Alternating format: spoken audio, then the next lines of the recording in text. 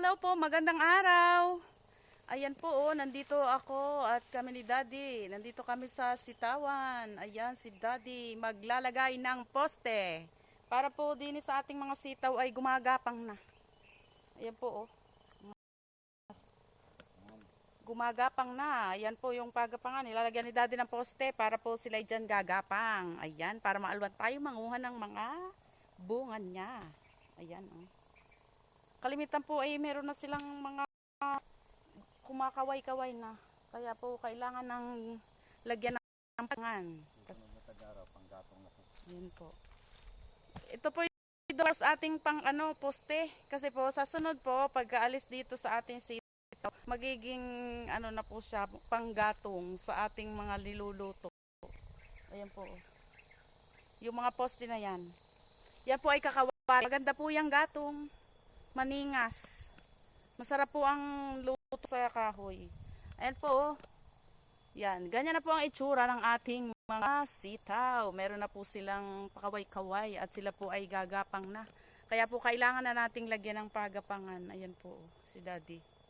Naglalagay siya ng pagapangan or ng poste para dyan sila pataas. Ayan. Ayan ang ating mga sitaw. Ayan dyan. Tabing-tabi lang po ito ng daanan. Ayan po ang ating mga kasitawan. Ayan po ito po ang mga pahutan. Katabi rin ng pahutan. Ayan mga nakabang na po. Ayan po ganyan. Ayan po. Nakikita niyo po ba itong aking Ayan. Ganyan po Malusog po yan. Wala pa po yung abono. Hindi na kailangan yan. Hindi na po namin daw aabonohan yan. Sabi ni Daddy. Kasi po ang tawag po dito ay tatabal or sobrang taba na po. Hindi rin po siya bubunga ng maganda pagka po inabonohan pa. Maganda naman po. Ayan. Kakapal lamang daw po ang dahon at hindi daw po siya bubunga din ng marami. Pagka daw po tumabal. Ang tawag po ay tatabal. Masyado siyang malusog. Masyado siyang malusog pagka po tumabal. Hindi po makabunga ng marami. Puro dahon-dahon lang po. Ayan po ang ating mga sitaw.